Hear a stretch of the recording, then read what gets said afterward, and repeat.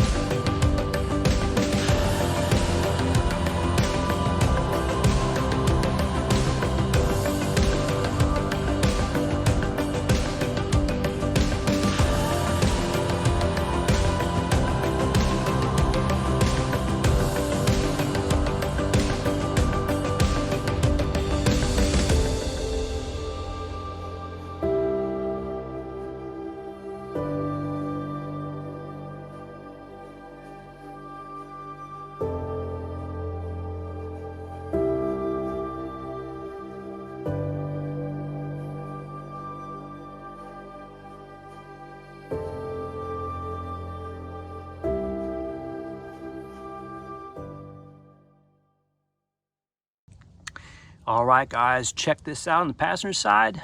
I believe I've got it with the ball joint press. Now, there is some tight clearances here, just an FYI, and I used a 7/8 wrench as opposed to my impact gun because clearances are very tight in here. I did not want to take this upper control arm because that has a lot of work pulling up the fuse box and whatnot. But if you want to take a closer look, there is no gap between the upper control arm and this metal piece. So I got it compressed just enough so I'll be able to have some additional threads, and this thing is on there pretty tight.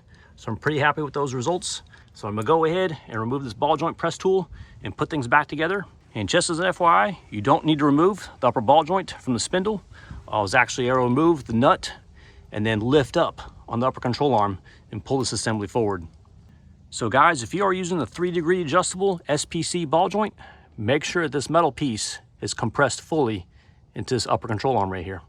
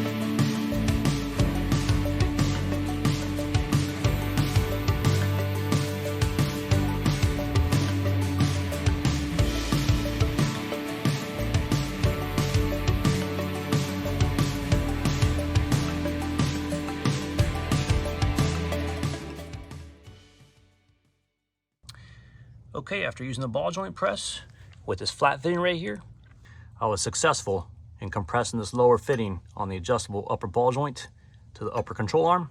As you can see, there's no gap right there. This thing is held in tightly right there. And then I'm gonna insert this stud right here, and then I'll go ahead and put the washer and nut assembly on top. And then we need to go ahead and reattach the brake hardware right here on the spindle assembly.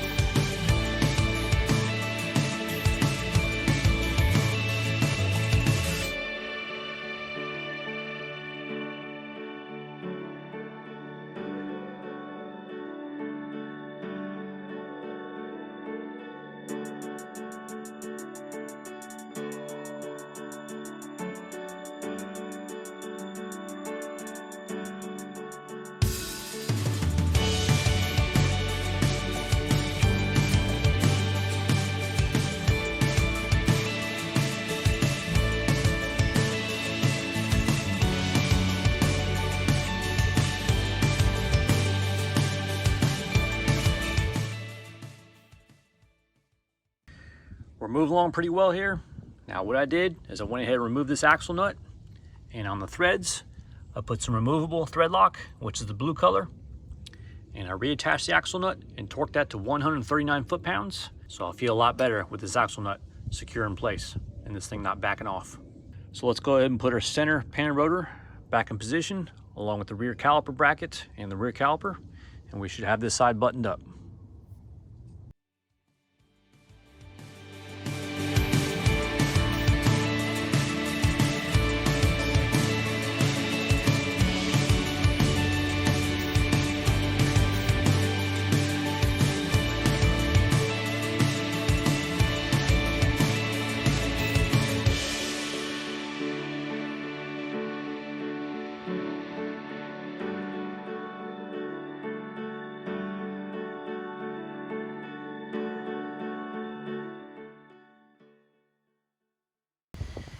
All right, just got back from a 2-hour round trip meeting the seller for these 5 BB6 Honda Prelude wheels and tires.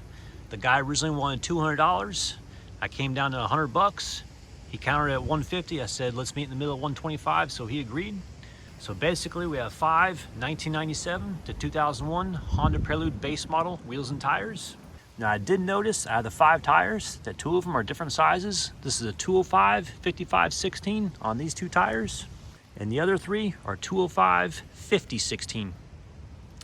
So I believe these are slightly fatter, but remember, these are temporary wheels and tires until we can get Project CB9 back on its feet with the custom order wheels that we've ordered about 4 months ago. I was told a 6-month wait, but I'm just sick and tired of having that car sitting on jack stands and I can't drive the thing. So this is basically a temporary solution so we can get this car back on the road and I can drive the thing, because it's getting old just having that thing sitting on jack stands and not being able to drive it. So as you can see here, these wheels are filthy dirty. The previous owner had them in his yard and they've been sitting there for a year or 2, he told me. So what I'm gonna do is I'm gonna go ahead and clean these things up as best I can, and we're gonna see what the end result is. So I'm gonna scrub down the tires, scrub down the wheels, try and clean the inner barrels, and hopefully have good results. But I do not see any curb damage on these wheels, which is a good thing. So that's the good thing about 16-inch wheels.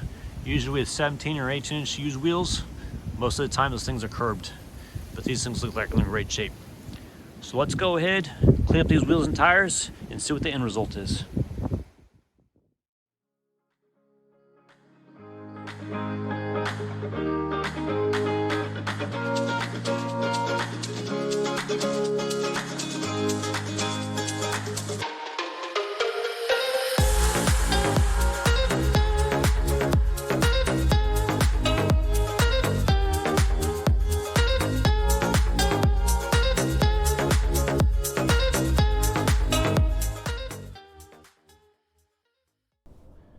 All right, that about wraps up today's video with the allocated time frame. We're able to take care of the surface rust on the new brake rotors, and it's just too bad that many manufacturers don't apply paint from the factory in the first place, but we got it all taken care of. Also, was able to apply some thread lock on the rear axle nut, which is a vital component of the car that you don't want coming loose. And most importantly, we got the adjustable camber plates for the front upper control arms properly pressed in position using a ball joint press. Coming up next, I'll show you how to dial in the coilover ride height, and we'll get those cheap BB6 Prelude wheels and tires thrown on the Project CB9 so it can finally leave the jack stands. Stay tuned as things are just starting to take off for this build. And if you found this video helpful or entertaining, please give me a thumbs up. Thanks for watching and have a fantastic day.